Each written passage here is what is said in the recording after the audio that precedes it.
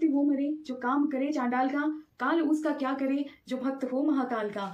महाकाल यानी कि भगवान शिव, जो सत्य भी हैं, जो सुंदर भी हैं, उन्हें क्रोध भी आता है और वो अपने भक्तों के भोलेनाथ भी हैं। दरअसल हिंदू मान्यताओं के अनुसार 3 देव प्रमुख माने जाते हैं, जिनमें पहले ब्रह्मा जी हैं जो कि हमारी सृष्टि यानी संसार के रचयिता हैं। दूसरे भगवान विष्णु जी हैं जो हमारी सृष्टि की रक्षा करते हैं। और तीसरे महाकाल महेश यानी कि शिव जी, जो समय समय पर इस सृष्टि का विनाश करते हैं ताकि इस पूरी सृष्टि का पुनर्निर्माण किया जा सके। कहा यह भी जाता है कि शिव के आनंद तांडव से सृष्टि अस्तित्व में आती है, लेकिन उनके रुद्र तांडव से सृष्टि का अंत भी हो जाता है। इसीलिए हिंदू धर्म में शिव पुराण के अनुसार भगवान शिव को देवों का देव महादेव कहा जाता है। और कहा यह भी जाता है कि अगर आपको भगवान शिव के बारे में जानना है तो सबसे पहले आपको उनके 12 ज्योतिर्लिंगों के बारे में जानना जरूरी है, क्योंकि मान्यता है कि भगवान शिव उन 12 ज्योतिर्लिंगों में विराजमान है। वहीं पुराणों और धार्मिक मान्यताओं के अनुसार इन 12 ज्योतिर्लिंगों के दर्शन मात्र से ही श्रद्धालुओं के सारे पाप दूर हो जाते हैं। तो चलिए भोलेनाथ का नाम लेकर इस वीडियो को शुरू करते हैं और जानते हैं उनके 12 ज्योतिर्लिंगों के बारे में।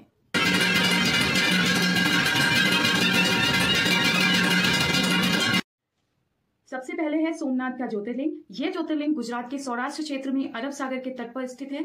वहीं शिव पुराण के अनुसार जब चंद्रमा को दक्ष प्रजापति ने क्षय रोग होने का श्राप दिया था, तब चंद्रमा ने इसी स्थान पर तपस्या करके श्राप से मुक्ति पाई थी और तब स्वयं चंद्रदेव ने इसी स्थान पर ज्योतिर्लिंग की स्थापना की थी। दूसरा ज्योतिर्लिंग है मल्लिकार्जुन ज्योतिर्लिंग। यह ज्योतिर्लिंग आंध्र प्रदेश के कृष्ण नदी के तट पर श्री शैल नाम के पर्वत पर स्थित है। इस ज्योतिर्लिंग का महत्व भगवान शिव के कैलाश पर्वत के समान माना जाता है। चूंकि कैलाश पर्वत पर जाना श्रद्धालुओं के लिए मुश्किल है, इसलिए इस ज्योतिर्लिंग का महत्व और बढ़ जाता है। और अब बात करते हैं तीसरे ज्योतिर्लिंग की, जिसका नाम है महाकालेश्वर ज्योतिर्लिंग। ये प्रसिद्ध ज्योतिर्लिंग मध्य प्रदेश के उज्जैन में शिप्रा नदी के किनारे स्थित है। इस ज्योतिर्लिंग की विशेषता ये है कि ये एक मात्र दक्षिण मुखी ज्योतिर्लिंग है। मान्यता है कि यहाँ पर पूजा अर्चना करने से उम्र बढ़ जाती है और सभी प्रकार के संकट टल जाते हैं।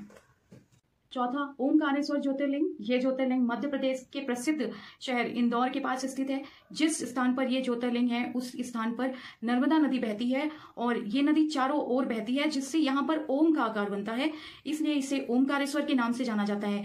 मान्यता है कि तीर्थ यात्री सभी तीर्थों पर जल लाकर ओमकारेश्वर में अर्पित करते हैं, तभी उनके सारे तीर्थ पूरे माने जाते हैं। पांचवा है केदारनाथ ज्योतिर्लिंग।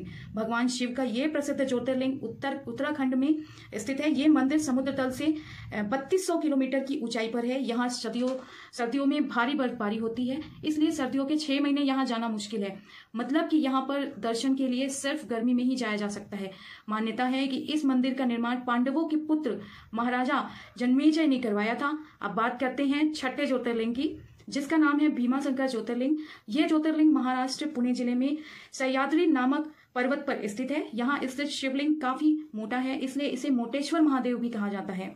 सातवां ज्योतिर्लिंग है विश्वनाथ ज्योतिर्लिंग। ये ज्योतिर्लिंग उत्तर प्रदेश के काशी में गंगा नदी के किनारे स्थित है। यहाँ की मान्यता है कि काशी नगरी को स्वयं भगवान शिव ने बसाया था और कैलाश पर्वत के बाद उनका दूसरा स्थायी निवास यही था। यह भी कहा जाता है कि काशी भगवान शिव के त्रिशूल पर टिका हुआ है।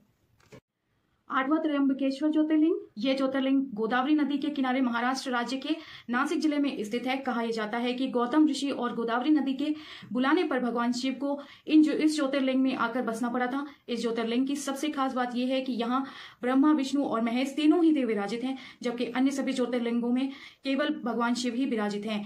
अब बात करते हैं 9वें ज्योतिर्लिंग की, जिसका नाम है वैद्यनाथ ज्योतिर्लिंग। ये ज्योतिर्लिंग झारखंड राज्य के देवघर में विराजमान है। मान्यता है कि इसे लंकापति रावण ने स्थापित किया था। दरअसल इस शिवलिंग को रावण ने अपने 9 सिरों की भेंट चढ़ाकर भगवान शिव से भेंट में मांगा था।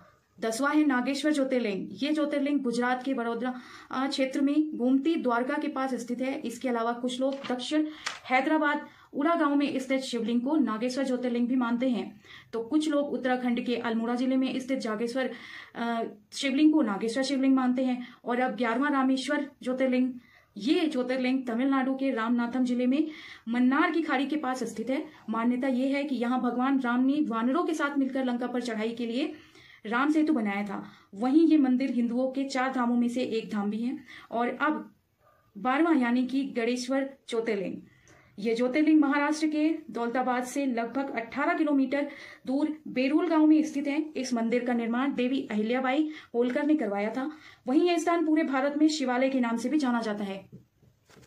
तो दोस्तों ये हैं वो भगवान शिव के 12 ज्योतिर्लिंग जो सिर्फ भगवान शिव के स्थानीय नहीं है बल्कि हमारी भारतीय संस्कृति और भारतीय धरोहर का एक अंग भी माने जाते हैं। इसलिए दोस्तों अगर आपको हमारी ये वीडियो पसंद आई हो तो हमारे चैनल को सब्सक्राइब करके वीडियो को लाइक करके इसे शेयर भी कर दें और अपना ध्यान रखें और हमें अपना प्यारा सा सपोर्ट देते रहें।